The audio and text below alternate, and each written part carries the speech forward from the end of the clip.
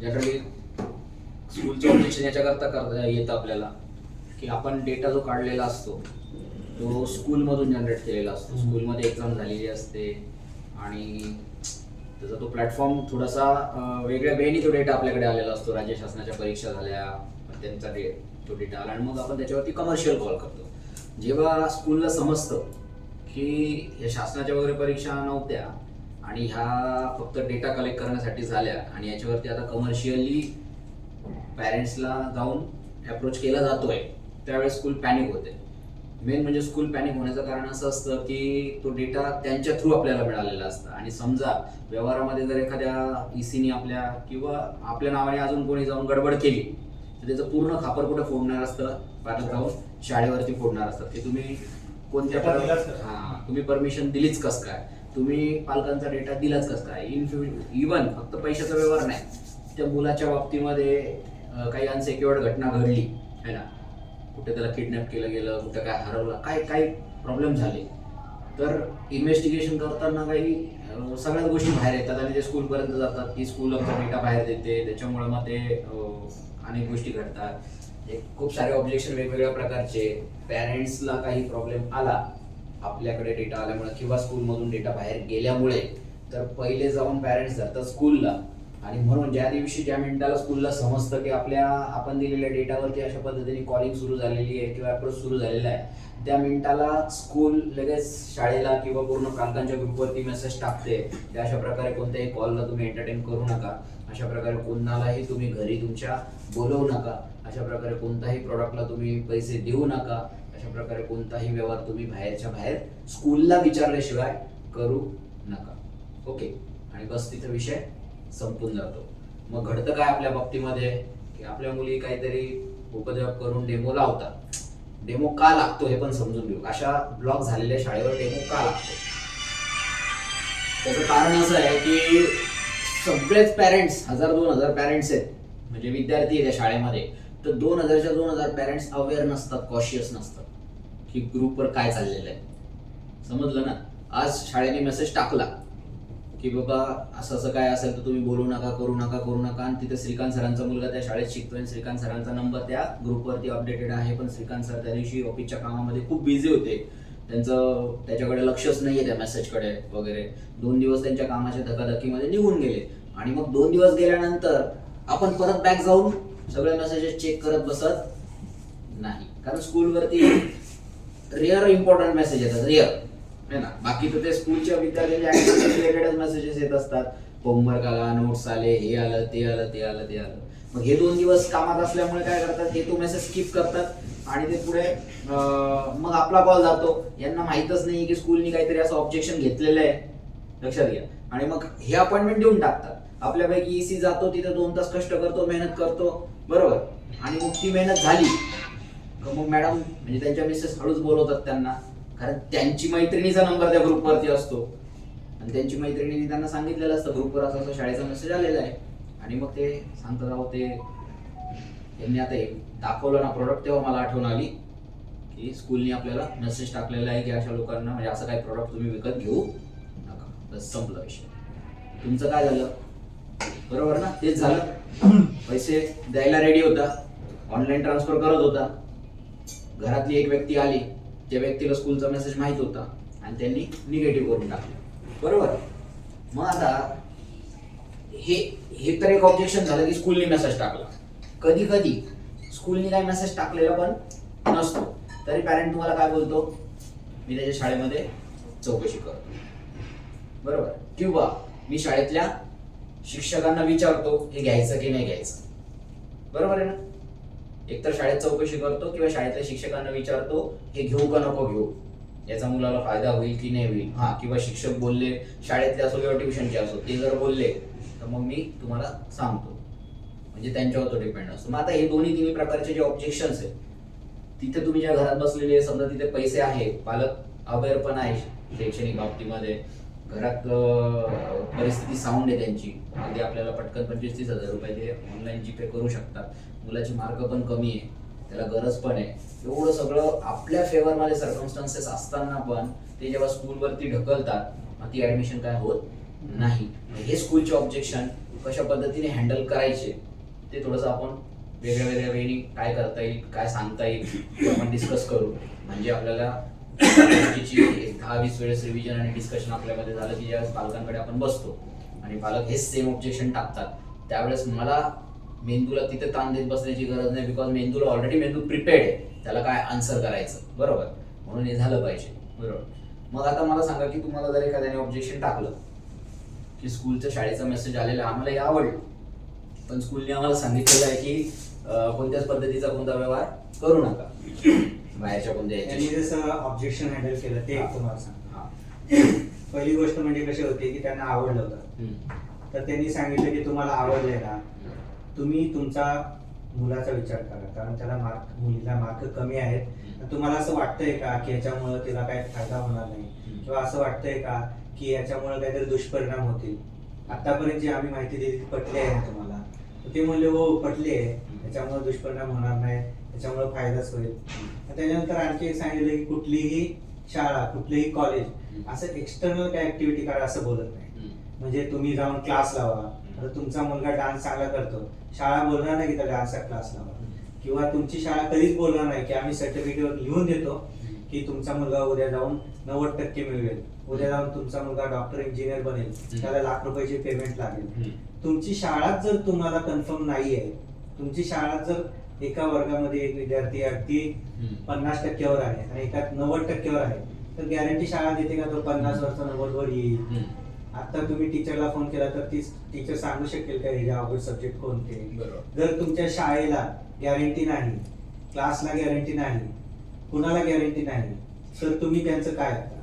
एवढं आम्ही बोललो होतो त्यांना. पुन्हा मग नंतर काय झालं, त्याच्यातून कसं होतं माहिती, वाद निर्माण होतात. कारण तिचा आवाज, स्त्रियांचा आवाज वाढला ना की वाद निर्माण होतात, म्हणून आम्ही इंटरफिअर जास्त केलं नाही. त्याच्यानंतर त्याला काय सांगितलं की सगळं राहू दे, एका वर्षाचं तरी करतो आणि बघ इम्प्रुव्हमेंट झाली तर मग पुढच्या वर्षाचं कर.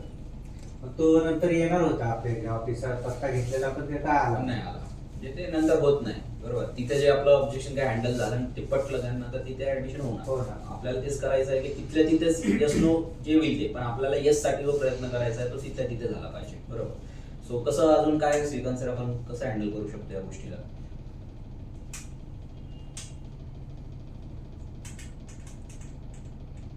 इथलं सोडून तुमचं सेम ॲज इट इज सध्या आपण असंच करतो, असंच करणार. मग आता आपण काय करू की थोडंसं प्रवाहाची दिशा बदलू आपण. म्हणजे आपण जे सांगतो त्या सांगण्याच्या पद्धतीला थोडं चेंज करू, त्याच्यामध्ये कंटेंट नवीन टाकू, है ना, बरोबर आहे. एकच पिक्चर बोर करण्यापेक्षा नवीन आणखीन काहीतरी इफेक्टिव्ह कसं होईल याच्याकडे प्रयत्न करू. ठीक आहे. मग आता आपण काय करूया की समजा एखाद्या पॅरेंटनी तुम्हाला ऑब्जेक्शन टाकलं की बाबा शाळेने आम्हाला मेसेज टाकलेला आहे तुम्ही घेऊ नका, कोणताही व्यवहार करू नका, पहिली गोष्ट. किंवा शाळेतल्या शिक्षकांना मी विचारतो काय करायचं काय नाही, बरोबर, आणि असं, किंवा शाळेला विचारतो, असे काही ऑब्जेक्शन आले तर मी त्याला पहिल्यांदा माझा प्रश्न असा विचारेल की सर मला एक गोष्ट सांगा किंवा मला एक माहिती द्या. मुलगा वर्षभर शाळेत शिकतो, 4 परीक्षा देतो, बरोबर. आता या 4 परीक्षानंतर प्रत्येक वेळेस किंवा निदान फायनल परीक्षा, फायनल एक्झाम झाल्यानंतर त्याचं जे प्रगती पुस्तक असतं, प्रोग्रेस कार्ड आपण त्याला म्हणतो, ते प्रोग्रेस कार्ड कुठे येतं? प्रत्येक परीक्षा झाल्यानंतर कोणाला दाखवलं जातं? पालकांना दाखवलं जातं, बरोबर. त्याच्यावर सही कोणाची लागते? पॅरेंटची लागते, बरोबर आहे. मग मला फक्त हे समजून सांगा की हे प्रोग्रेस कार्ड विद्यार्थ्याचं आपल्या घरी का पाठवलं जातं? कारण डिसिजन मेकर तुम्ही आहे, तुम्हाला प्रगती कळली पाहिजे मुलाची. कारण कळली तुम्हाला प्रगती, तो मुलगा मॅथ्स मध्ये डिफिकल्टीज आहे, त्याला 50च मार्क आहे, इंग्लिश मध्ये खूप चांगले मार्क आहे, सायन्स मध्ये त्याला ऍव्हरेज आहे 60 मार्क आहे, कळली, पालकांना प्रगती कळली. म्हणजे याच्यावर तुम्ही काहीतरी ऍक्शन घ्या, तुमचा मुलगा कुठे कमी पडतोय, बरोबर, हा त्याचा उद्देश आहे. एक्झॅक्टली. कोणी ऍक्शन घ्या? तुम्ही स्वतः, पालकांनी. म्हणजे पालकांना प्रोग्रेस कार्ड याच्यासाठी पाठवलं जातं की तुम्ही बघा त्याची काय डिफिकल्टीज आहे, तो कोणत्या गोष्टीमध्ये कमी आहे, कोणत्या गोष्टीमध्ये तो चांगला आहे, आणि ज्या गोष्टीमध्ये, ज्या विषयामध्ये त्याला डिफिकल्टी वाटत असेल, ज्या विषयामध्ये त्याला कमी मार्क पडत असतील, तर त्याच्यासाठी पालकांनी काहीतरी अवांतर शाळेच्या व्यतिरिक्त काहीतरी केलं पाहिजे. प्रयत्न केले पाहिजे, त्याच्याकडनं त्या विषयामधला अभ्यास पालकांनी चांगल्या पद्धतीने करून घेतला पाहिजे. हेच सांगण्याचा, प्रगती पुस्तक पाठवण्याचा, प्रोग्रेस कार्ड आपल्या घरी पाठवण्याचा उद्देश असतो की नाही? का ह्याच्यापेक्षा काही वेगळा पर्पज तुम्हाला माहिती आहे शाळेचा? जर तुमची शाळा तुम्हाला सांगत असेल की विद्यार्थ्यासाठी बाहेरच्या कोणत्याही गोष्टी एंटरटेन करू नका, बरोबर आहे, त्याला बाहेरचे कोणते प्लॅटफॉर्म तुम्ही देऊ नका, इन शॉर्ट शाळा हेच सांगते आता तुम्हाला, मेसेज टाकलाय म्हणजे, बरोबर. मग याचा अर्थ इनडायरेक्टली ती शाळा काय सांगते की तुमच्या विद्यार्थ्याची प्रगती करण्यासाठी कोण सक्षम आहे? आम्ही सक्षम आहे, स्कूल सक्षम आहे. इनडायरेक्टली हेच सांगते ना, कारण ते सरळ सांगतं बाहेरचं काही तुम्ही एंटरटेन करू नका, विद्यार्थ्याला बाहेरच्या काही गोष्टी तुम्ही देऊ नका, है ना, कुठं कोणाला पैसे देऊ नका. मग जबाबदारी कोण घेतं? इनडायरेक्टली शाळा घेते. असंच झाला ना त्याचा अर्थ. मग जर जबाबदारी शाळा घेते तर मग त्यांचं प्रोग्रेस कार्ड आपल्याकडे का पाठवते?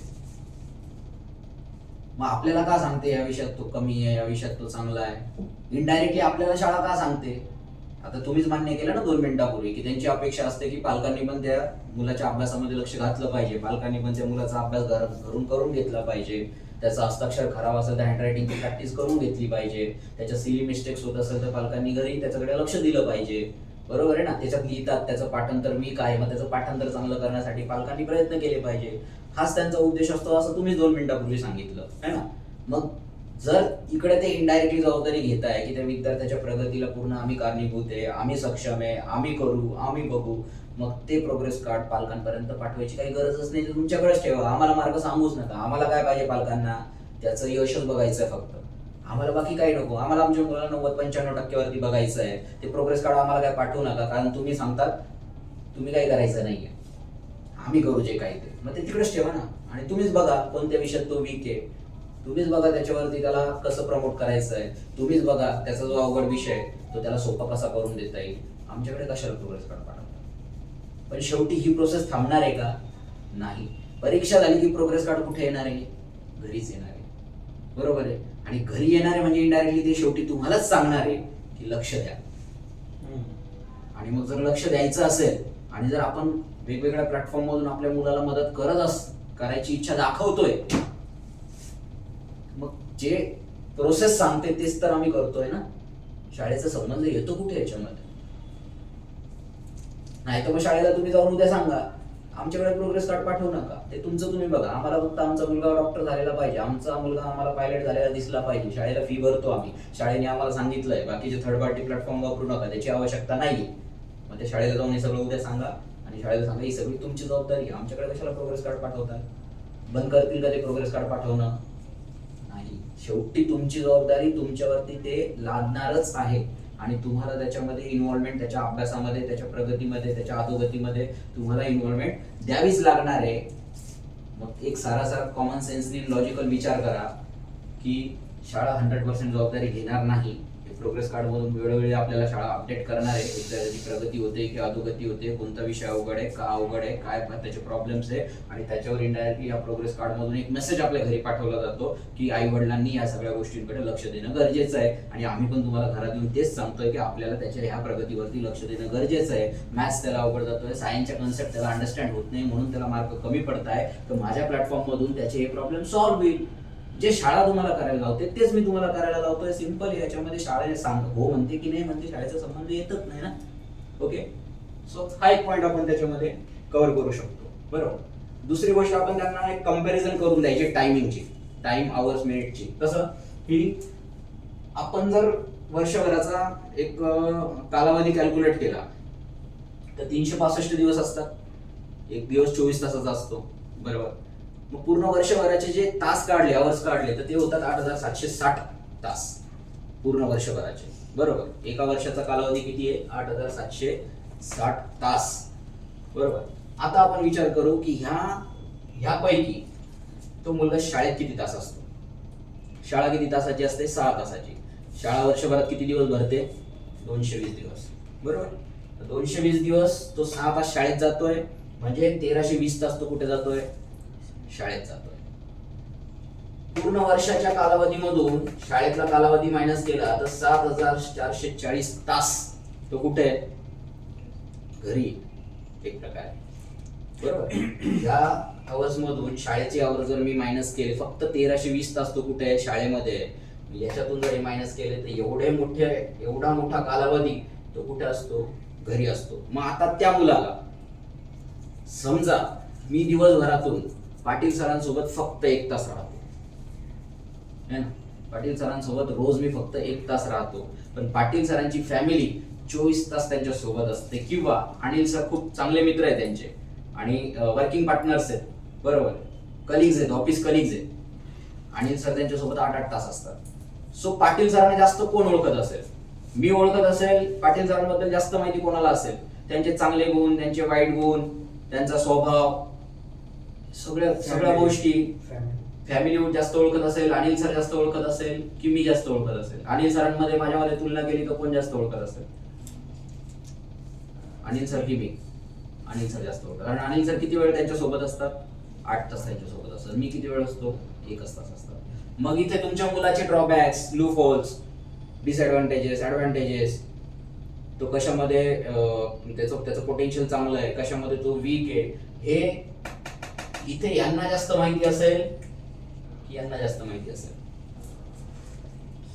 ऑब्विसली जो जास्त वेळ त्याच्या सोबत आहे त्याला त्या मुलाचे चांगले वाईट गुण, त्याची ऍब्झॉर्बिंग पॉवर, त्याचं पोटेन्शियल, त्याचा रीच, त्याचे ड्रॉबॅक्स, त्याचे लूफॉल्स, त्याचे ऍडव्हान्टेजेस, त्याचे डिसएडव्हान्टेजेस, हे सगळं यांना जास्त माहिती असणार यांच्यापेक्षा.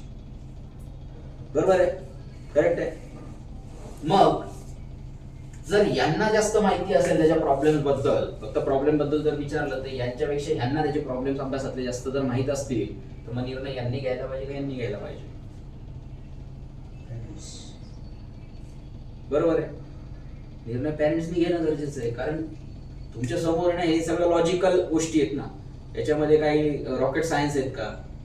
जो व्यक्ती ज्याच्यासोबत जास्त वेळ राहील त्याला त्याची जास्त माहिती राहील. इकडे वर्षभरात 1320 तास शाळेमध्ये मुलगा जातोय, पण त्याच्या 6 पट जास्त वेळ तो पालकांबरोबर राहतो वर्षभरातला. मग पालकांना त्याची माहिती जास्त आहे, त्याच्या प्रॉब्लेम बद्दल माहिती जास्त आहे. मग जर त्या पालकांना त्याची प्रॉब्लेम माहिती असतील, चला उलट्या पद्धतीने विचार करू. एक प्रॉब्लेम आहे, तो प्रॉब्लेम मेजर प्रॉब्लेम आहे, तो प्रॉब्लेम सॉल्व्ह करायला श्रीकांत सरांना आपण 1 दिवसाचा वेळ दिला आणि तो प्रॉब्लेम सॉल्व्ह करायला आपण पाटील सरांना 1 महिन्याचा वेळ दिला. कोण प्रॉब्लेम सॉल्व्ह करेल? मेजर प्रॉब्लेम आहे, पाटील सर. वेळ थोडा जास्त आहे, वेळ लागेल, पण तुमच्याकडे तो वेळ आहे ना, सो तुम्ही कराल. आता त्यांच्याकडे 1 दिवसाचा वेळ दिला, खूप मेजर प्रॉब्लेम आहे, मला माहिती 1 दिवसात तो सॉल्व्ह करता येणार नाहीये, पण वेळ किती दिला त्यांना? 1 दिवसाचा दिला. समजा एक for example Shrikant sir most talented आहे पाटील सरांपेक्षा, असं कन्सिडर करू. समजून घ्या सिच्युएशन आहे ना, प्रॉब्लेम खूप मेजर आहे, श्रीकांत सर खूप टॅलेंटेड आहे, पाटील सरांचा तेवढा एक्सपिरियन्स नाहीये त्या कामातला, ते जास्त टॅलेंटेड त्या कामामध्ये नाहीये. पण तरी श्रीकांत सरांना 1 दिवस दिला तो प्रॉब्लेम फिक्स करायला आणि पाटील सरांना 1 महिना दिला. श्रीकांत सर किती जरी टॅलेंटेड असले, तो प्रॉब्लेम एवढा मेजर आहे तर श्रीकांत सर त्याला 1 दिवसात फिक्स करू शकत नाही. त्यांना टाइम पाहिजे, वेळ पाहिजे, तो वेळ त्यांच्याकडे नाहीये. त्यांच्या एक्सपर्टिझमचा काही फायदा नाही झाला.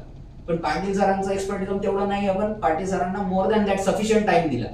सो पाटील सरांनी शांततेने इकडून तिकडून हेल्प घेऊन काही करून तो प्रॉब्लेम फिक्स केला, कारण त्यांच्याकडे टाइम खूप होता. मग आता मुलाचा प्रॉब्लेम तशाच पद्धतीने जर लॉजिक लावलं तर इथे सॉल्व्ह होईल का इथे सॉल्व्ह होईल? ज्याच्याकडे कमी वेळ आहे प्रॉब्लेम फिक्स करायला तो ऍक्युरेट प्रॉब्लेम सॉल्व्ह करेल, की ज्याच्याकडे खूप जास्त वेळ आहे प्रॉब्लेम सॉल्व्ह करायला तो ऍक्युरेट सॉल्व्ह करेल? बरोबर. त्याच्याही पुढे जाऊ, ह्या 1320 तासांमध्ये आपल्या एकट्या विद्यार्थ्यावरती कॉन्सन्ट्रेशन होणार आहे का? हे पूर्ण 1320 तास शाळेचे आपल्या एकट्या मुलाला सगळे लोक घेऊन बसणार आहे का? त्या शाळेमध्ये 2000 पेक्षा जास्त मुलं आहेत, बरोबर आहे ना? त्या शाळेमध्ये 2000 पेक्षा जास्त मुलं आहेत. सो हे 1320 तासामध्ये त्यांना ह्या 2000 मुलांना शिकवायचंय, त्या 2000 मुलांना प्रमोट करायचंय, या 2000 मुलांचे प्रॉब्लेम सॉल्व्ह करायचे. पण पालकांकडे जे 7440 तास आहे त्यांना फक्त त्यांचा एकाच विद्यार्थ्यावरती काम करायचंय.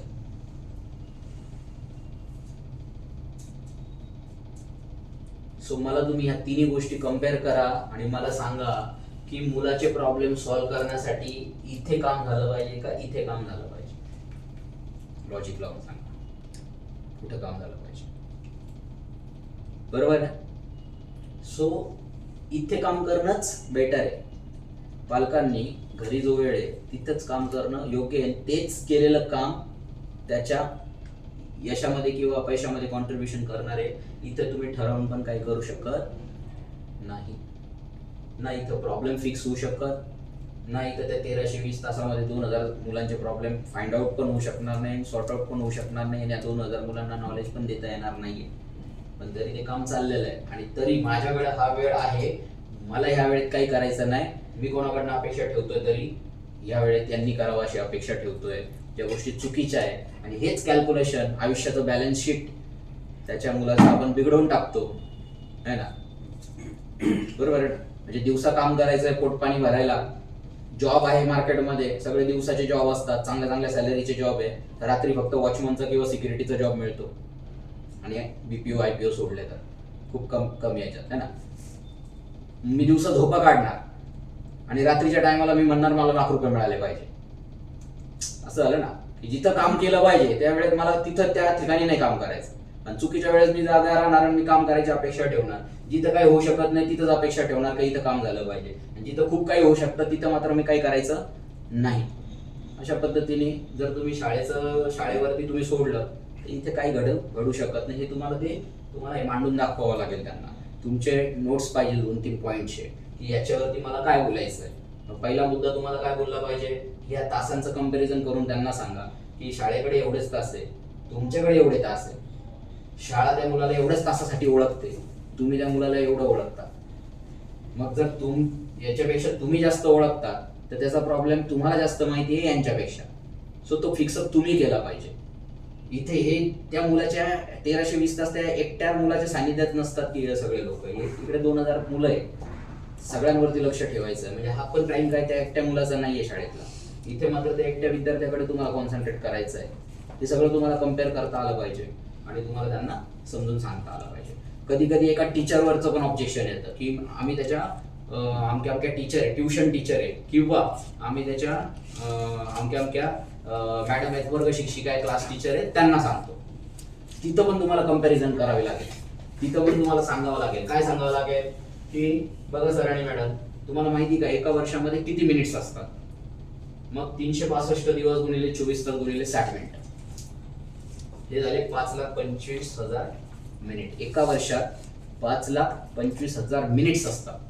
बरोबर.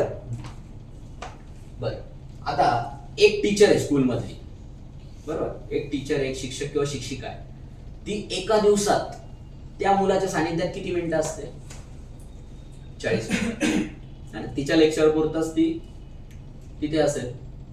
दिवसभर त्या मुलाबरोबर आहे का ती 6 तास आहे का? नाही. ती तिचा मॅथ्स असेल, तिचा सायन्स असेल, तेवढा विषय येणार, त्या मुलाला शिकवणार, निघून जाणार. म्हणजे एक शिक्षकाचा दिवसभरातला रोल 40 मिनिटाचा आहे त्या मुलाच्या लाईफमध्ये, एज्युकेशन लाईफमध्ये, स्कूल लाईफमध्ये. असे 220 दिवस जरी शाळा होते तर एक टीचर फक्त 8,800 मिनिटं त्या मुलाच्या आयुष्यात कॉन्ट्रीब्युट करते.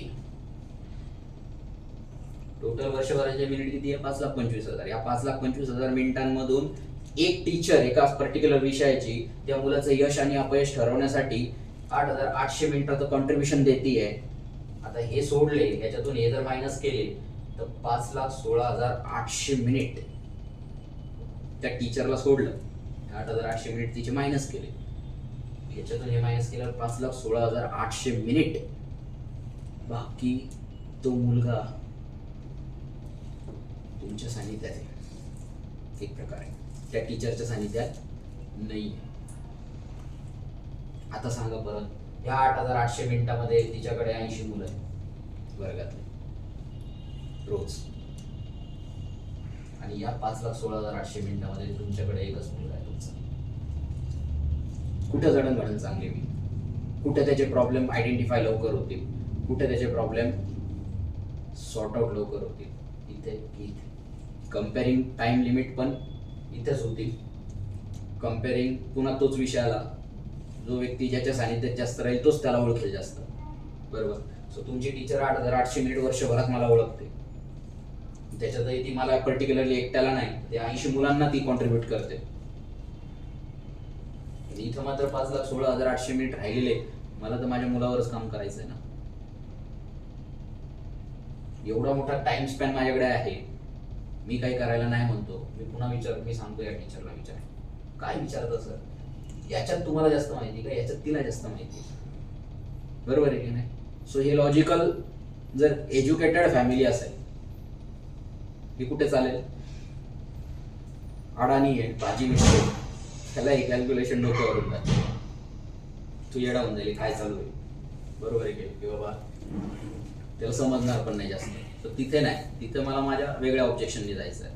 म्हणजे ते बाबा शिक्षण झालेलं आहे, 12वी झालेलं आहे, ग्रॅज्युएट आहे, इंजिनियर आहे, डॉक्टर आहे, आणि ते शाळेचे ऑब्जेक्शन्स टाकताय की आम्ही शाळेला विचारून करू.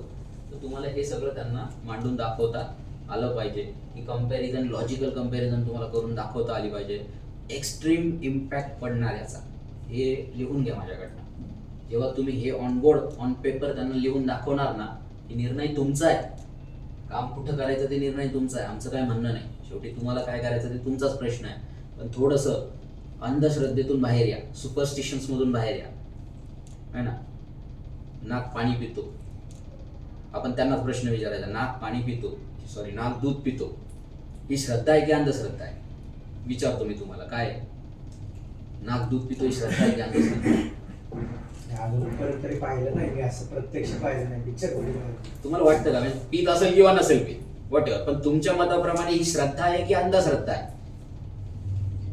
त्यात बेनिफिट काय मिळणार आपल्याला? दुसरा विषय, गणपती दूध पिताना आपल्याला ऐकलं होतं अंधश्रद्धा आहे, ही अंधश्रद्धा ही अंधश्रद्धा आहे. का अंधश्रद्धा आहे? आहे. असं नाही होऊ शकत सर. लोकांनी वाट्या लावल्या तर वाट्यातलं दूध गेलं ना, संपलं ना त्यांच्या, ते पण आलं होतं न्यूज वरती.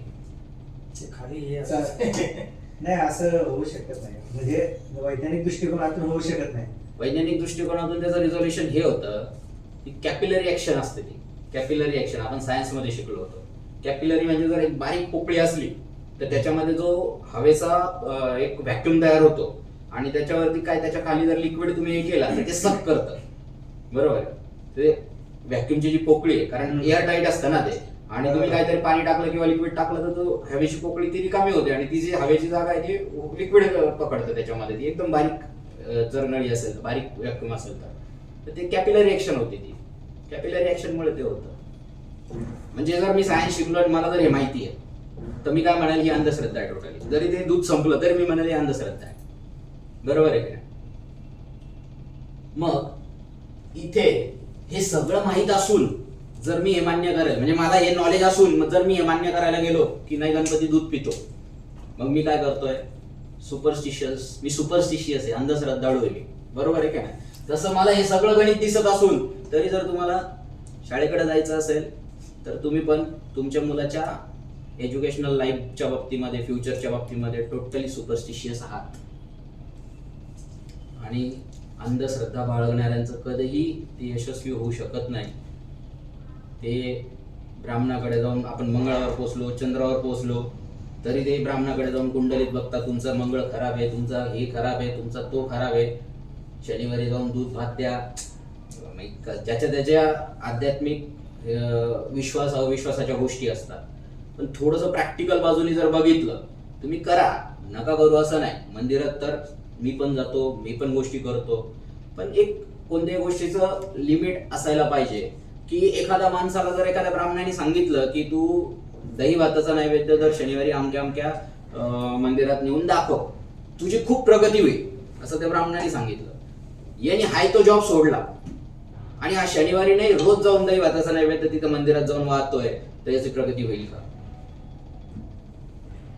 लॉजिक काय सांगतं की ते दही भाताच्या नैवेद्याबरोबर मला पण स्वतःला काहीतरी करावं लागेल ना. आणि जर जॉब सोडून तो दही भातच वाहत बसेल तिकडे, तर मग त्याला काय म्हणणार आपण? प्युअरली सुपरस्टिशियस म्हणणार, अंधश्रद्धाळू म्हणणार.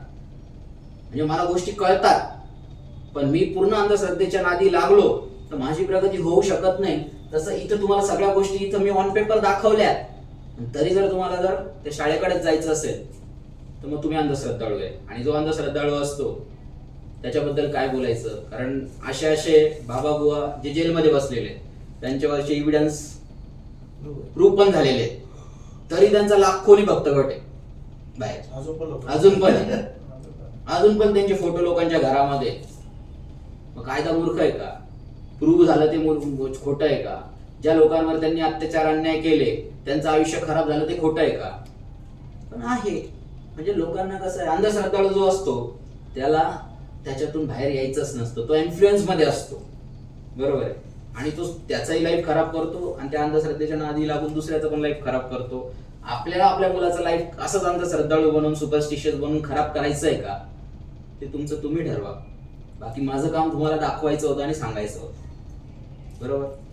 सो आपण ह्या पद्धतीने जर ते ऑब्जेक्शन हँडल झालं तर मला वाटतं एज्युकेटेड फॅमिलीमध्ये याचा विचार केला जाईल, या सगळ्या कॅल्क्युलेशनचा विचार होईल, बरोबर. दुसरं आपण छोटे छोटे उदाहरणातून त्यांना सांगू शकतो की शाळेमध्ये आणि मी जे तुम्हाला देतोय त्याच्यामध्ये काय बदल आहे, किंवा ते तुम्ही का घ्यायचंय, किंवा शाळेचं का नाही ऐकायचं आहे. फॉर एक्झाम्पल घेऊ आपण, एक शेतकरी आहे. आता हा शेतकरी शेतामध्ये गहू पिकवतो, तांदूळ पिकवतो, भाज्या पिकवतो. ह्या भाज्या त्या शेतातून मार्केटमध्ये येतात, बरोबर, विकायला. मार्केटमधून आपण ती भाजी विकत घेतली. मग आपण भाजी विकत घेतल्यानंतर ती ज्या शेतकऱ्याने पिकवलेली आहे त्याला विचारतो का जाऊन की आज ही भाजी मी कशी बनवू? गहू घेऊन आलो, गव्हाचे पोतं, ते गहू कोणत्या शेतकऱ्याने पिकवले त्याला जाऊन विचारतो की या गव्हाच्या पोळ्याच करू की पुरणपोळ्या करू? त्याने त्याचं काम केलं ना, त्याने पीक घेतलं, त्याने ते पिकवलं, वाढवलं, जपलं, रुजवलं, है ना, त्याची वाढ केली आणि बाहेर दिलं.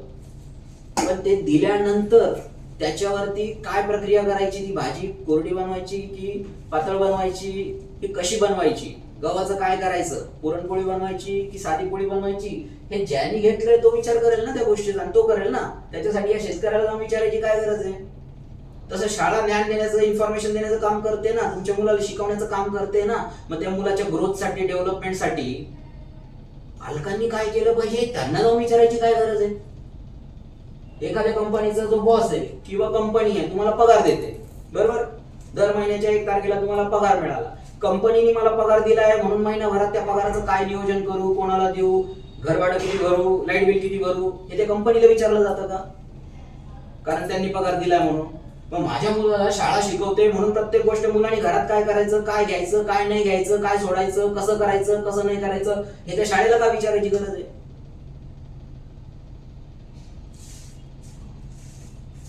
इथं तुमचं लॉजिक तुम्हाला समजतं की कंपनीचं काम आहे पगार देणं, मी काम केलंय, मला कंपनीने पगार दिला, त्या पगाराचं नियोजन करायचं काम कोणाचं आहे? माझं आहे. हे लॉजिक तुम्हाला कळतं. मग तसं शाळेचं काम आहे शिक्षण शिकवणं, इन्फॉर्मेशन देणं. शाळेने ते काम केलंय, पण त्या इन्फॉर्मेशनला नॉलेज मध्ये रूपांतरित करण्याचं काम माझं आहे आणि माझ्या मुलाचं आहे. त्याच्यासाठी मी काय करू हे त्यांना काय विचारायची आवश्यकता नाहीये. ते नॉन लॉजिकल आहे, त्याच्यात काहीच लॉजिक नाहीये, बरोबर. आता राहिला विषय तुम्ही ज्या शाळेबद्दल बोलताय, है ना, की शाळा शाळा शाळेला विचारू, शाळा सांगेल तेच करू, शाळेने नाही म्हटलं तर नाही करणार.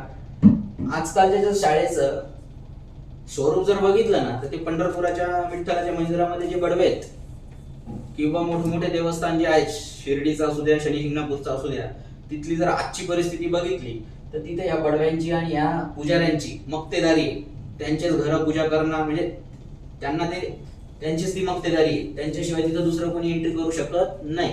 आज आपण जिथे जॉबला बसलेलो आहे, उद्या अनिल सरांनी सोडलं तर अनिल सरांच्या जागेवरती दुसरा माणूस येऊन काम करू शकतो.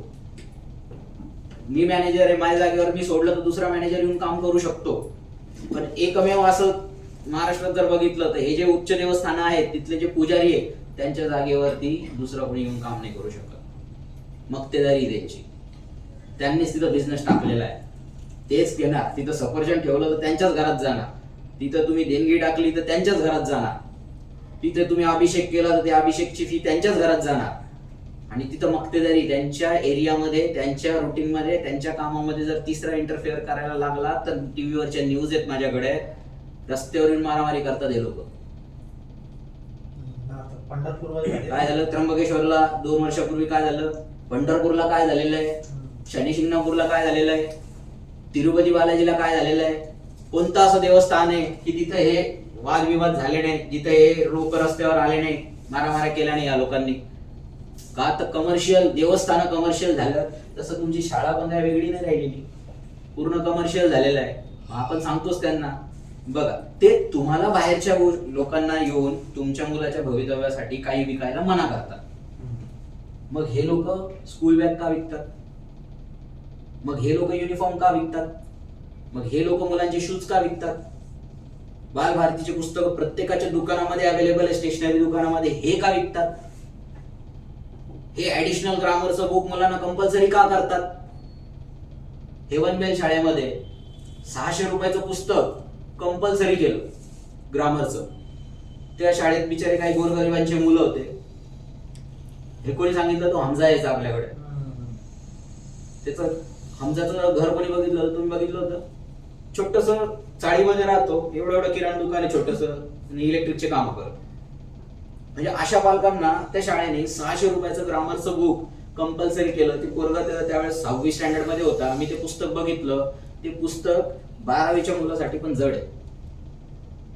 त्याचे कंटेंट आहे, त्याच्यातलं जे ग्रामर आहे, त्याच्यातली भाषा आहे समजून सांगायची मुलाला, ती 6वीची नाहीच आहे. त्याच्यात 9वी 10वीचा मुलगा पण कठीण पद्धतीने अभ्यास करेल, त्यालाही लवकर समजणार नाही. असं ग्रामरचं पुस्तक 5वी ते 10वीच्या मुलांना त्या शाळेने 600 रुपयाचं कंपल्सरी केलं. त्या शाळेमध्ये जवळजवळ 2200-2300 मुलं असतील. विचार करा, 600 गुणिले 2200 किंवा 2000 किती झाले? 50 रुपये जरी कमिशन दिलं असेल तर किती झाले? म्हणजे तुम्ही आम्हाला ज्या शाळांबद्दल सांगताय की त्या शाळेने हो सांगितलं, त्या शाळेने नाही सांगितलं, तिकडे तर ती शाळा स्वतः बिझनेस टाकून बसले. बडव्यांसारखं ते कोणाला दुसऱ्याला घुसू देत नाहीये त्यांच्या फील्डमध्ये. कारण त्यांना भीती वाटते की बाहेरून काही मुलांना मिळालं आणि त्यांची प्रगती झाल्यानंतर आम्ही इकडे शाळेत काही कंपल्सरी केल्यानंतर पालक का घेईल? कशाला घेईल ना पालक? तुम्हाला जर थर्ड पार्टी माझं ऍप्लिकेशन मी तुम्हाला दिलं ई दिशाचं, आणि तुमच्या मुलाचे पर्सेंटेज 70 वरून 85% गेले, समजून घ्या. इंग्लिश वीक होता तुमच्या मुलाचा, इंग्लिश खूप चांगला, माझ्या ग्रामरमुळे खूप चांगलं समजायला लागलं, ग्रामरचा चांगला अभ्यास झाला तुमच्या मुलाचा, तर मग शाळेने जर ग्रामरचं बुक कंपल्सरी केल्यानंतर तुम्ही काय म्हणणार आहे? माझ्या मुलाला एका ठिकाणी प्रगती होते, त्याला ग्रामर समजतंय, त्याचे मार्क वाढताय, why should I take this? मी का घेऊ हे कंपल्सरी 600 रुपयाचं पुस्तक? म्हणजे तुम्ही शाळेला नंतर काय करणार? अपोज करणार, त्यांचा बिझनेस खराब होणार. बरोबर आहे?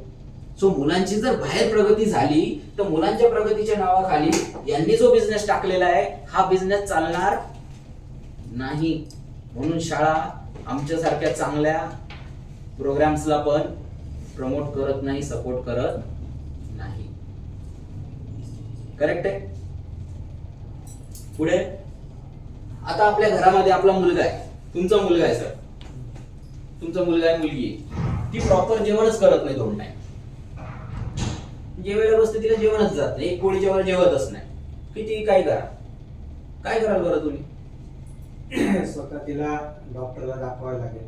बरोबर आहे. काय खाते का बाहेर, किंवा काय ती इतर तिला आजार आहे का, डायग्नोस करावं लागेल. डायग्नोस झालं, डायग्नोसिस झाल्यानंतर निदान झालं, डॉक्टरनी काहीतरी मेडिसिन दिले, आणणार का घेणार? का फक्त त्या 2 टाइमच्या जेवणावरच तिला अवलंबून ठेवा? मेडिसिन तर घ्यावीच लागेल.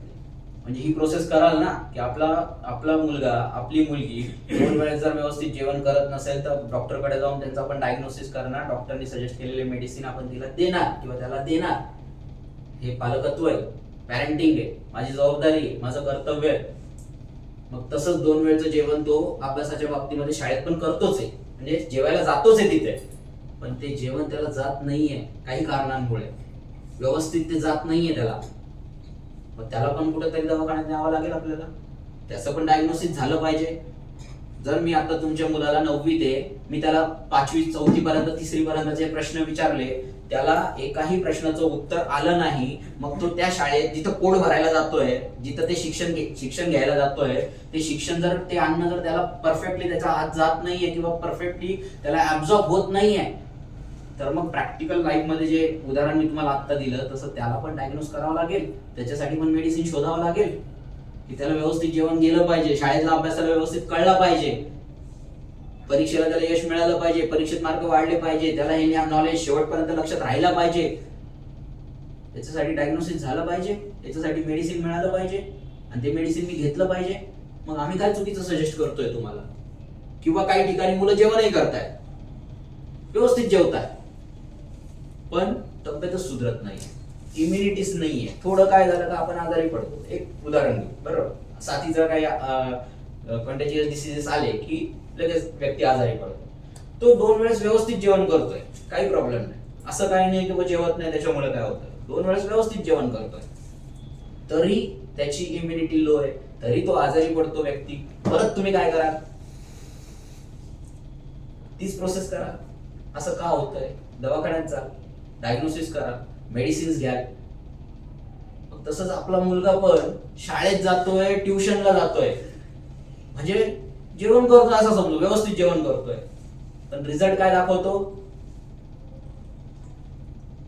वीक आहे ना, म्हणजे त्याची इम्युनिटी कमी आहे, म्हणजे तो आजारी पडतो. बरोबर आहे की नाही? मग जर माझा मुलगा घरात 2 वेळेस व्यवस्थित जेवण करून पण आजारी पडत असेल, तरी मी डॉक्टरकडे जाऊन डायग्नोसिस करून मेडिसिन घेईल, मी तुम्हाला पुन्हा तेच सजेस्ट करतोय ना. ठीक आहे ना, तो शाळेत जातोय, ट्युशनला जातोय, पण त्याचा रिझल्ट नाही येते ना, मग डायग्नोसिस करू ना, डायग्नोसिस करून प्रॉब्लेम समजून घेऊ ना. प्रॉब्लेम समजला तर मेडिसिन देतोय ना, घ्या ना ते मेडिसिन. मी काय वेगळं सांगतोय तुम्हाला करायला, बरोबर? पुढे ठीक आहे ना, स्कूल काय आहे, स्कूल वाईट आहे, स्कूलमध्ये काहीच फायदा नाहीये, जाऊन शाळेत जायलाच नाही पाहिजे, शाळेतल्या लोकांचं काय ऐकायलाच नाही पाहिजे, शाळेने दिलेला अभ्यास केलाच नाही पाहिजे, असं आम्ही सांगतोय का? नाही सांगत. आम्ही काय सांगतोय, कंपॅरिझन केली तर शाळा ही काय आहे, एक सुपीक माती आहे, शेत जमीन आहे, जिथे त्याचं बी पेरलं गेलं आयुष्याचं, एज्युकेशनचं, तर तिथे ते बी वाढतं. बरोबर आहे की त्या सुपीक जमिनीत वाढतं. ते बी जर आपण दगडामध्ये लावलं तर वाढेल का ते बी? त्या झाडाची वाढ होईल का? त्या रोपाची वाढ होईल का? नाही. म्हणजे शाळा हे साधन आहे, शाळा ही सुपीक माती आहे, शाळा ही ती शेतीची जमीन आहे, काळी माती आहे, जिथं ते बी नक्की हमखास वाढेल. पण फक्त सुपीक मातीमुळे ते वाढेल का? फक्त माती चांगली आहे, त्याच्या वाढीसाठी पोषक आहे त्या बीच्या, त्या सीडच्या, म्हणून ती वाढेल का? नाही ना. त्या सुपीक माती बरोबर त्या झाडाच्या वाढीसाठी, त्या बीच्या वाढीसाठी त्याला प्रॉपर आवश्यक ते खत पण टाकावं लागेल. त्याला प्रोटेक्शन म्हणून थोडं मोठं झाल्यानंतर जनावरांपासून वाचण्यासाठी त्याला कुंपण पण घालावं लागेल. वेळोवेळी त्या झाडाच्या वाढीसाठी पाणी पण घालावं लागेल. सूर्यप्रकाश पण मिळाला पाहिजे त्याला. म्हणजे ऑदरही असे खूप फॅक्टर्स आहे, घटक आहे की ते त्याच्या वाढीसाठी कंपल्सरी आहे, ते मस्ट आहे, ते मिळाले पाहिजे. ते मिळाले तरच त्याची योग्य वाढ होईल. एकच घटक, सुपीक मातीत बी वाढतं, आणि म्हणून सुपीक मातीत मी बी लावलं, पुढची प्रोसेसच नाही केली, पाणी घातलं नाही, खत दिलं नाही, कुंपण घातलं नाही, सूर्यप्रकाशही दिला नाही, तर काय होईल त्या झाडाचं? ते वाढेल अपेक्षेप्रमाणे? तुमचं तेच घडतं आहे की तुम्ही फक्त आणि फक्त इथे डिपेंड आहे. शाळेला विचारतो, शाळेतल्या शिक्षकाला विचारतो, शाळेने सांगितलं तर करतो, शाळेने नाही सांगितलं तर नाही करत, शाळा म्हटली बस तर बसतो, शाळा म्हटली उठतो. ठीक आहे ना, शाळा सुपीक मातीच काम करते, त्या शाळेतच त्याची वाढ होणार आहे, त्या शाळेतूनच तो डॉक्टर म्हणून जन्माला येणार आहे, त्या शाळेतूनच तो IAS बनणार आहे, वाद नाही. पण त्या शाळेबरोबर, त्या सुपीक माती बरोबर हे पण आवश्यक आहे. आणि हे जर माझ्या कन्सेप्ट मधून तुम्हाला मिळत असेल तर अडचण काय? का नाही म्हणताय त्या गोष्टीला? चांगलं पाणी, चांगला प्रकाश, चांगलं खत, चांगलं कुंपण मी तुम्हाला जर देतोय चांगल्या वाढीसाठी, त्याला नाकारण्याचं काय कारण आहे? एक तरी कारण सांगा त्याला नाकारण्याचं. आलं लक्षामध्ये? बरोबर. त्यानंतर हार्श लेवलला जर आपल्याला शाळेबद्दल बोलायचं आहे तर सर आणि मॅडम, माझ्या समोर प्रिन्सिपलला फोन लावा, त्यांना सांगा की तुमच्या शाळेतून एक मेसेज आलेला होता की मुलांसाठी असं कोणी काही अभ्यासाच्या काही कन्सेप्ट किंवा माहिती घेऊन आलं तर त्यांना एंटरटेन करू नका, त्यांच्याकडनं त्या विकत घेऊ नका, कोणत्याही प्रकारची फीज त्यांना देऊ नका, असा मेसेज आला होता शाळेतून. सो आमच्याकडे एक असे पाटील सर आले, खूप चांगली माहिती दिली त्यांनी आम्हाला ती सगळी माहिती स्पेसिफिकली, टेक्निकली, सायंटिफिकली, प्रॅक्टिकली खूप पटलेली आहे. पण तरी पण शाळेने नाही सांगितलं म्हणून आता आम्ही त्यांना परत पाठवतोय. पण आता आमच्या मनात थोडीशी अशी भीती आहे की जर आम्ही पण काही करायचं नाही मुलासाठी तर आमच्या मुलाचं यश कोण डिसाईड करेल? आमचा मुलगा यशस्वीच होणार आहे याची कमिटमेंट आम्हाला कोण करेल? पालकांना. कारण जिथे पैसे भरतो ना तिथे कमिटमेंट असते. कोणती वस्तू विकत घेऊन या मार्केटमधनं, टीव्ही आणा, फ्रीज आणा, वॉशिंग मशीन आणा, काय मिळेल तुम्हाला? त्याची वॉरंटी मिळेल, गॅरंटी मिळेल, बरोबर आहे की नाही? म्हणजे काही दिवसांची का होईना ती वस्तू प्रॉपर चालणार आहे त्याची ते हमी देतात. म्हणजे जिथं पैसा खर्च करतो तिथं हमी घेतल्याशिवाय मी पैसा खर्च करतो का? नाही करत. शाळेत पण मी फी भरतो, शाळेकडनं पण मला हमी पाहिजे, शाळेकडनं पण मला कमिटमेंट पाहिजे, शाळेकडनं पण मला गॅरंटी पाहिजे माझ्या मुलाच्या सक्सेसची. आणि गॅरंटी तोंडी नको. हे लोक गॅरंटी तोंडी देतात का? वॉरंटी तोंडी देतात का? वॉरंटी कार्ड देतात आपल्याला, डेट टाकून देतात. बरोबर आहे ना? सो मी उद्या सकाळी येतो मॅडम तुमच्याकडे, मला पण असं लेटर पाहिजे. लावा फोन. की प्रिन्सिपल म्हणाल त्यांचं ऐका, काय असेल ते घेऊन टाका, वाटलं तुम्हाला आवडत असेल तर. वेळ आली तर आपण बोलायचं. लाव शिक्षकाला फोन. मी असेल तर मी बोलेल, मॅडम यांनी असं असं सांगितलंय की तुम्ही त्यांना विरोध केलेला आहे, सो मी सजेस्ट करतो तुम्हाला की ठीक आहे, पालक म्हणून ते तुमच्याकडे फी भरतात, बरोबर आहे, आणि आपण जिथे जिथे पैसे देतो तिथे तिथे त्या पैशाच्या अगेन्स्ट काहीतरी हमी घ्यायची आहे ना. फ्रीज घेतला, वॉशिंग मशीन घेतला, हे घेतला, टीव्ही घेतला, तर आपल्याला तिथं गॅरंटी किंवा वॉरंटी कार्ड मिळतं.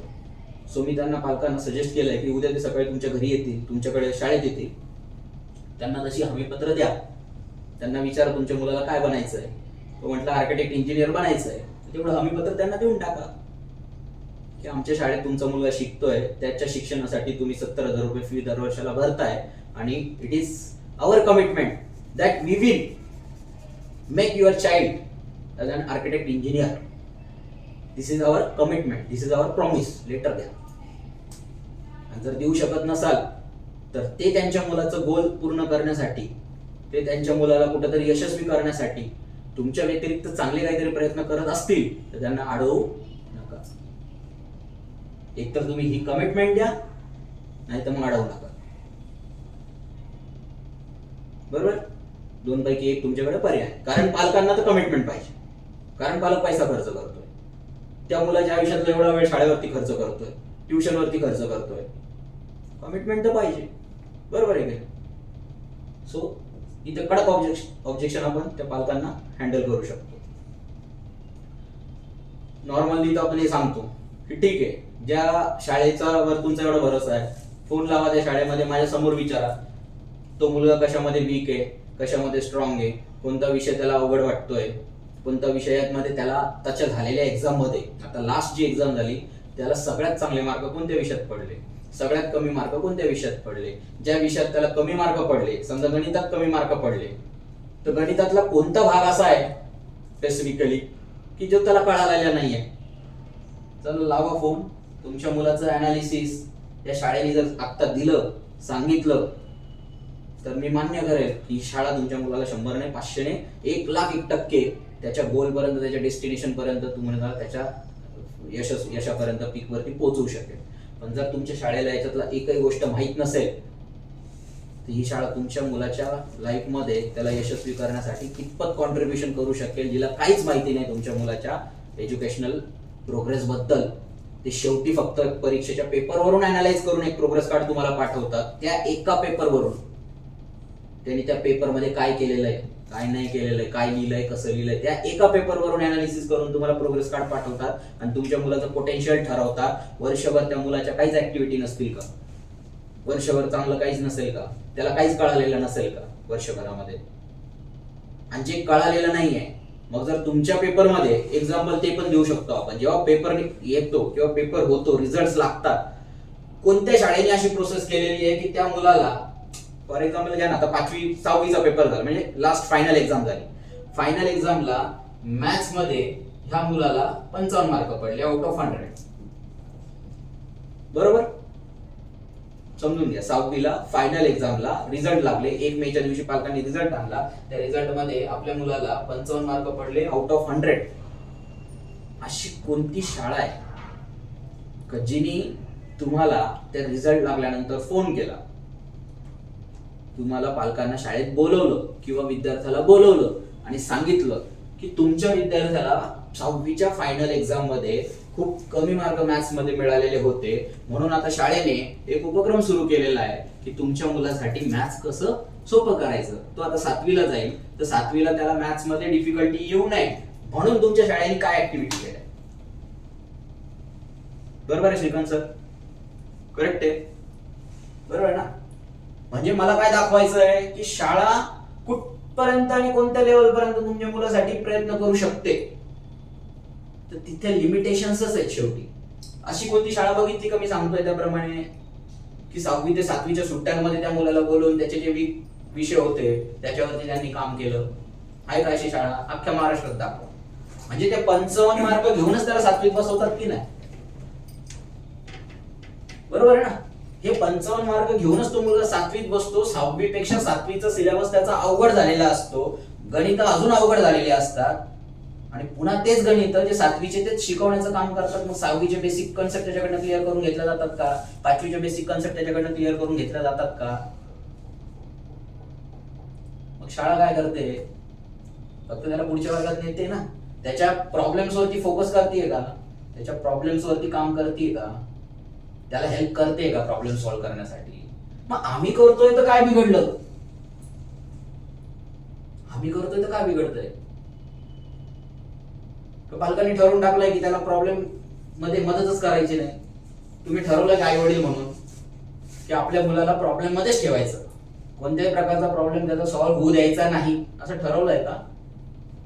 कारण होत नाही ना. कुठं होतोय ते तरी सांगा. त्याचा प्रॉब्लेम सॉल्व्ह होत नाहीये आणि म्हणून तुमच्या पुढे आलोय, गॅरंटी देतोय, अश्युरन्स देतोय की त्याचे एक प्रॉब्लेम आम्ही सॉल्व्ह करू, मदत करू आणि हा प्लॅटफॉर्म त्याला सायंटिफिकली प्रिपेअर्ड करेल, त्याच्या मेंदूला ऍक्टिव्ह करेल, त्याला प्रॅक्टिकल नॉलेज देईल आणि त्याचे एक प्रॉब्लेम सॉल्व्ह होतील.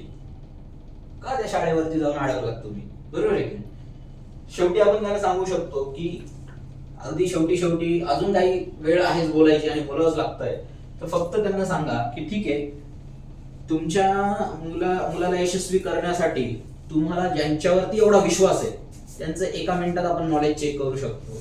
फक्त कॉल रेकॉर्ड करा उद्या तुम्ही. मी आता जातोय, तुम्ही ठीक आहे निर्णय घेत नाहीये, पण एक कॉल लावा त्यांच्या शिक्षकांना आणि त्यांना कॉल रेकॉर्ड करून त्यांना विचारा की मला थोडंसं एक शंका आहे, मला मुलाच्या एज्युकेशनल लाईफ मध्ये ऍक्टिव्ह लर्निंग काय असते आणि पॅसिव्ह लर्निंग काय असते, मॅडम थोडंसं मला समजून सांगू शकता का तुम्ही?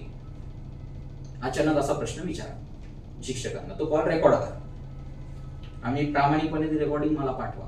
जर तुमच्या शिक्षकाने एज्युकेशन घेत असताना त्याच्या ज्या 2 पद्धती असतात, ऍक्टिव्ह लर्निंगनी एज्युकेशन घेणं आणि पॅसिव्ह लर्निंगनी एज्युकेशन घेणं, या 2 टर्म जर तुमच्या शाळेच्या शिक्षकाने एक्सप्लेन करून सांगितले किंवा दाखवल्या, तर परत मी सांगेल की माझं अख्खं सॉफ्टवेअर मी तुम्हाला पूर्ण वर्षाचं फ्री देईल आणि मी हे मान्य करेल की तुमच्या शाळेमध्ये पोटेन्शियल आहे की तुमच्या मुलाचं पोटेन्शियल ओळखून त्याला यशस्वी करण्याचं.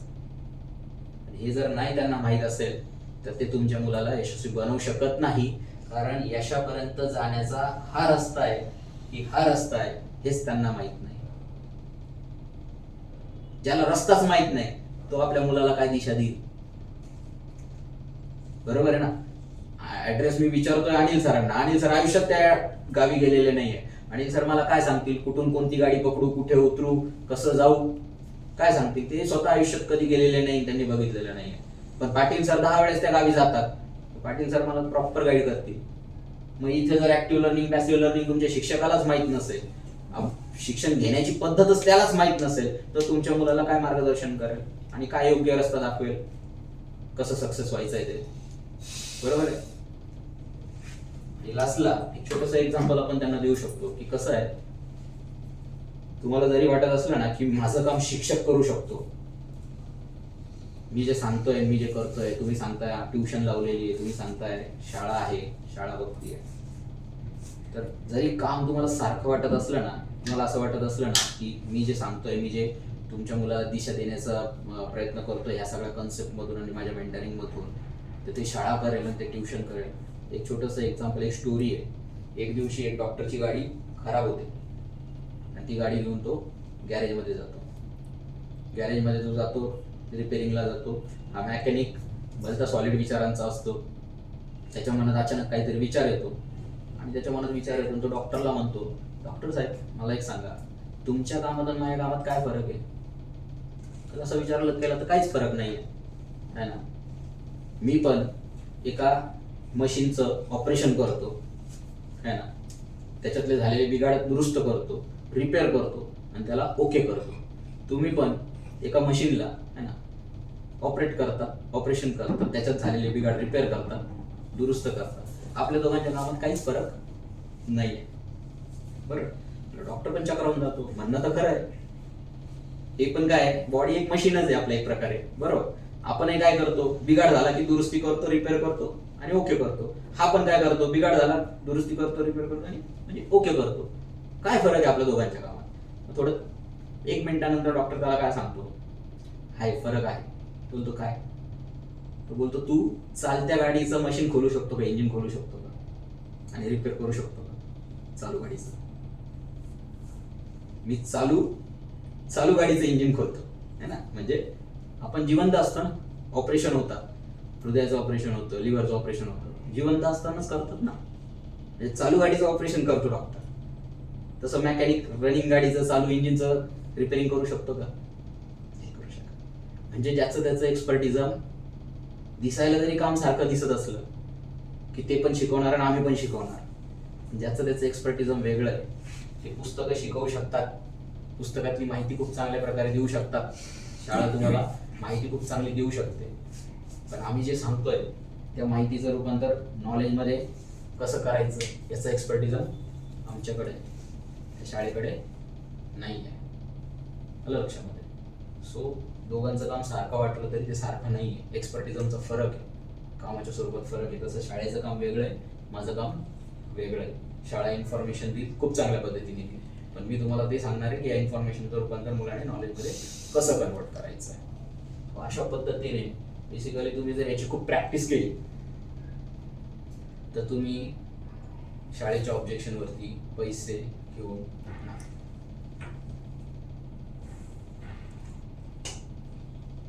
काय वाटतं? हे जर एक्झाम्पल तुम्ही पार्ट म्हणजे फुल प्रॅक्टिस करून ठेवले आणि तुम्ही या पद्धतीने जर त्याच्या पुढे डेमॉन्स्ट्रेट केले, त्याच्या विचारांमध्ये बदल व्हायला वेळ लागणार नाही की आपण चुकतोय, सगळं शाळा नाही करू शकत. सर सांगताय तेही विचार करण्याच्या योग्य आहे, विचार करेल आणि तो कन्वर्ट होईल. फक्त याची प्रॅक्टिस तुमची चांगली झाली पाहिजे. हे तुम्हाला 10-12 पॉईंट्स चिंतन रोशन करतात ते व्हावं लागेल, करावं लागेल. कसं आहे, तुम्ही बसले ना, तुमची अपेक्षा काय असते माहिती का? ऑब्जेक्शन आलं तुम्ही काहीतरी बोलतो, काहीतरी त्याला सांगतो, पण तुमचा मेंदूला रुटीन झालेला नाहीये ना, म्हणजे रिव्हिजन झालेली नाहीये. तो मेंदू वेळेवरती आठवतच नाही काय बोलू, मेंदूला ते सुचतच नाही काय सांगू याला वेळेवरती, आणि आपण गिव्हअप करतो. सगळं माहीत असून गिव्हअप करतो. इथे ऐकलेलं आहे पण इथे ऐकलेल्याचं रिव्हिजन झाली नाही, मनन केलं नाही, चिंतन केलं नाही, इथला विषय इथंच संपून जातो. आणि परत आठवतो कधी, प्रयत्न कधी करतो, ज्या दिवशी 15 दिवसानंतर डेमोला बसलो आणि तिथे स्कूलचं ऑब्जेक्शन आलं तर तिथं आठवायला लागतो काय काय होतं त्यावेळेस. नाही आठवत ते कंटेंट एवढं असून आपल्याकडे आपण ते डिलिव्हर नाही करू शकत. सो याची थोडी प्रॅक्टिस झाली. कसं आहे माहिती आहे सर, IP मॅन मध्ये दाखवलं ना कराटे प्रॅक्टिस, तो एक लाकडावर प्रॅक्टिस करत असतो ना, त्याची मुलगी दाखवली. तो सांगतो ना की प्रॅक्टिस काय गरजेचं आहे की मला क्विक ऍक्शन तिथे घ्यावं लागतं विदिन सेकंड्स, म्हणून प्रॅक्टिस करतो. रिव्हिजन का गरजेची आहे? जसं आपण पालकांना सांगतो short term memory, long term memory, तशी किनेस्थेटिक मेमरी असते आपली, ज्याला मस्क्युलर मेमरी म्हणतो. तुम्ही एखादा टाईपरायटर ऑपरेट करणारा जर व्यक्ती बघितला जो सतत बघतच नाही, टाईपरायटरकडे बघतच नाही. तुम्ही इथं लॅपटॉप वरती ज्याला प्रॅक्टिस आहे टायपिंगची चांगली, तो बघतच नाही, तो इकडे तिकडे बघतो. म्हणजे माझे स्वतःचे वडील होते, एक्सपर्ट टायपिस्ट होते. माझे स्वतःचे वडील होते, एक्सपर्ट टायपिस्ट होते. त्यांचा टायपिंगचा स्पीड 75-80-85 वर्ड्स पर मिनिटचा होता. आणि म्हणजे लिटरली माझे वडील समजा तुमच्याशी गप्पा मारायचे तरी ते टाईप करायचे. तुमच्याशी बोलताय, किती जबरदस्त हे होत असेल विचार करा. आता पण बघा ना, एक गाणं जो सिंगर असतो ना, तर सिंगिंग करत असताना इन्स्ट्रुमेंट वाजवणं खूप अवघड आहे. ऍट अ टाइम 2 गोष्टी करणं खूप अवघड आहे. सिंगर असतो तो सिंगिंगच करू शकतो प्रॉपरली. काय काय सिंगिंग करताना बरोबर तुमची ती ढोलकी पण वाजवणार, ते नाल पण वाजवणार, काय असेल ते किनेस्थेटिक मेमरी, मस्क्युलर मेमरी. तुम्ही सतत सतत सतत त्याच पद्धतीने एक काम केलं, त्याचीच रिव्हिजन केली तर ती मस्क्युलर मेमरी बनते आणि ती हे ऑटोमॅटिकली आपल्याकडनं करून घेते. तसं तुम्ही याची प्रॅक्टिस करणार ना, तर एक किनेस्थेटिक मेमरी तुमच्या किनेस्थेटिक मेमरीमध्ये मस्क्युलर मेमरी ऍक्टिव्ह होते. आणि हे इतकं सहज होऊन जातं आपल्यासाठी, इतकं सहज होऊन जातं की तिथं बसल्या बसल्या फटाफट सुचतं, आठवावं लागत नाही आपल्याला. त्याच्यासाठी ती मेमरी तुम्हाला ऍक्टिव्ह करावी लागेल, त्यासाठी तुम्हाला रिव्हिजन करावं लागेल, त्यासाठी तुम्हाला हे सगळं बोलावं लागेल कोणाशी तरी, 10 वेळेस ऐकावं लागेल, प्रॅक्टिस करावी लागेल आणि मग ते तुम्हाला बसल्या जागेवरती ते सगळं आठवेल. ठीक आहे, अशा पद्धतीने मला वाटतं हे 7, 10, 12 नवीन मुद्द्यांप्रमाणे जर आपण हँडलिंग झाली आपली तर इफेक्टिव्ह होईल आणि याचे काहीतरी रिझल्ट आपल्याला बघायला मिळतील. ठीक आहे, तुम्ही करा प्रॅक्टिस त्याची जशी